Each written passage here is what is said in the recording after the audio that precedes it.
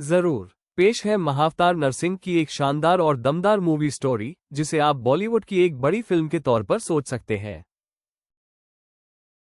पहला अध्याय, अहंकार का उदय, द राइज ऑफ एरोगेंस। शुरुआती दृश्य। फिल्म की शुरुआत होती है पाताल लोक के एक भयानक दृश्य से, जहां असुर सम्राट हिरण्यकश्यप अपने भाई हिरण्याक्ष की मृत्यु का शोक मना रहा है। हिरण्याक्ष को भगवान विष्णु ने अपने वराह अवतार में मारा था।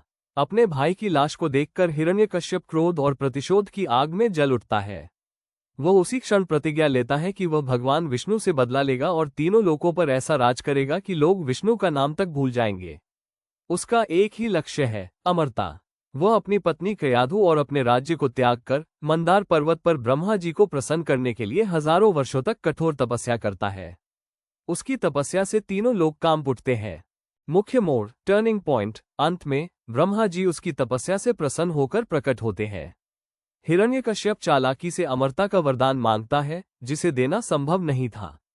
तब वह एक ऐसा वरदान मांगता है जो उसे लगभग अमर बना दे। प्रभु, मुझे ऐसा वरदान दे कि मेरी मृत्यु न किसी मनुष्य से हो, न किसी जानवर से, न दिन में हो, न रात में, न घर के अंदर हो, न घर के बाहर, न जमीन पर हो, न आसमान में, और न ही किसी अस्त्र या शस्त्र से हो। ब्रह्मा जी तथास्तु कहकर अंतर्धान हो जाते हैं। वरदान मिलते ही हिरण्यकश्यप का अहंकार 7वें आसमान पर पहुंच जाता है। वो स्वर्ग पर आक्रमण करके इंद्र और अन्य देवताओं को बंदी बना लेता है और तीनों लोकों में अपने नाम का डंका बजवाता है। वह आदेश जारी करता है कि आज से कोई विष्णु की पूजा नहीं करेगा, सब केवल उसी की पूजा करेंगे। हिरण्यकश्यप नमः। दूसरा अध्याय, आस्था की परीक्षा, द टेस्ट ऑफ फेथ। वर्षों बाद हिरण्यकश्यप के घर एक पुत्र का जन्म होता है, जिसका नाम प्रहलाद रखा जाता है। लेकिन नियति का खेल देखिए, जिस घर में विष्णु का नाम लेना भी पाप था, उसी घर में विष्णु का सबसे बड़ा भक्त पैदा होता है। प्रहलाद बचपन से ही भगवान विष्णु की भक्ति में लीन रहता है। जब हिरण्यकश्यप को ये पता चलता है तो उसका क्रोध भड़क उठता है। वो अपने बेटे को अपनी गोद में बिठाकर समझाता है, डराता है, धमकाता है, लेकिन प्रहलाद के मन से विष्णु का नाम नहीं निकलता। अब शुरू होती है आस्था की सबसे कठिन परीक्षा।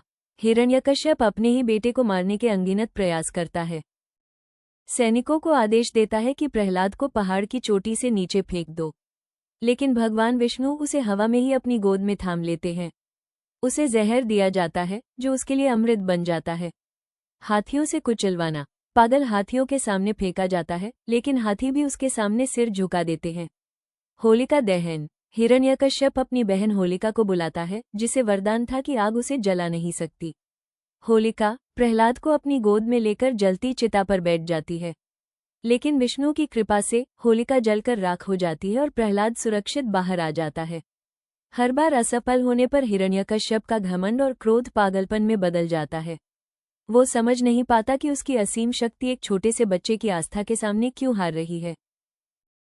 तीसरा अध्याय, न्याय का अवतरण, the descent of justice. Climax. एक शाम भरी सभा में हिरण्यकश्यप अपनी तलवार निकालकर प्रहलाद से अंतिम बार पूछता है, कहाँ है तेरा विष्णु? तू कहता है वो कण कण में है, तो क्या वो इस खंभे में भी है? प्रहलाद शांत और दृढ़ता से उत्तर देता है, हाँ पिताश्री, वो इस खंभे में भी है। क्रोध से अंधा हिरण्यकश्यप अपनी गदा से उस खंभे पर जोर से प्रहार करता है। तभी एक कान फाड़ देने वाली गर्जना के साथ वो खंभा टूटकर बिखर जाता है, और उस खंभे के भीतर से एक ऐसा अद्भुत और भयानक रूप प्रकट होता है जिसकी किसी ने कल्पना नहीं की थी। आधा शरीर सिंह का, आधा मनुष्य का, बड़े बड़े नाखून, आग उगलती आंखें और जिसकी दहाड़ से ब्रह्मांड कांप उठे, वो थे भगवान विष्णु का नरसिंह अवतार। अब ब्रह्मा जी के वरदान की हर शर्त पूरी होती है। न मनुष्य, न जानवर, नरसिंह आधे नर और आधे सिंह थे।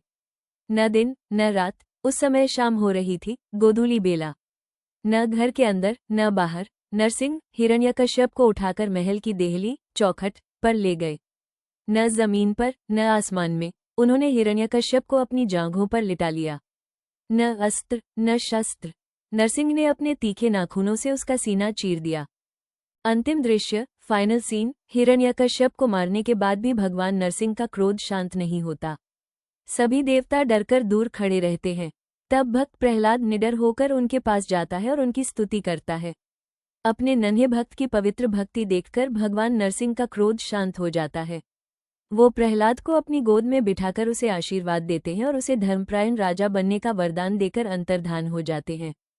फिल्म का अंत प्रहलाद के राज्याभिषेक के साथ होता है, जहां वो एक न्यायप्रिय शासक के रूप में राज करता है और हर तरफ नारायण नारायण का जयघोष होता है। फिल्म का संदेश: भक्ति में इतनी शक्ति है कि वो भगवान को भी भक्त के लिए रूप बदल